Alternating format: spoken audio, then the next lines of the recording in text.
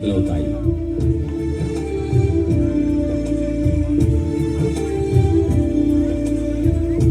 అయితే ప్రస్తుత రాజమహేంద్రవరం నగర పురపాలక సంస్థ ఆధ్వర్యంలో మరుగున పడిన లేదా ఇంకిపోతున్న చెరువుల పునరావాసంతో మన నగరం కొత్త హంగులు తెచ్చుకుంటోంది. అలాంటి ప్రయత్నమే కంబాల చెరువు పునరావాసం కూడా.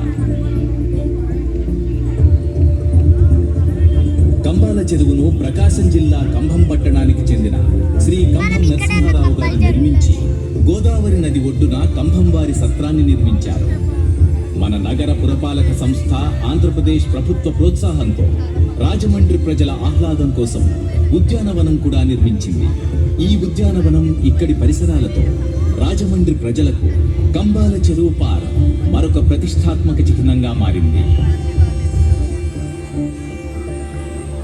మనలో ప్రతి ఒక్కరికి ఒక కథ ఉన్నట్టే ప్రతి నగరానికి ఒక కథ ఉంటుంది. ఆ నగర చరిత్ర, దాని అభివృద్ధిలో ఎన్నో మలుపులుంటాయి. ఇలా ప్రతి నగరపు కథని తీర్చిదిద్దేది ఆ నగర నాయకులు మరియు ప్రజలే.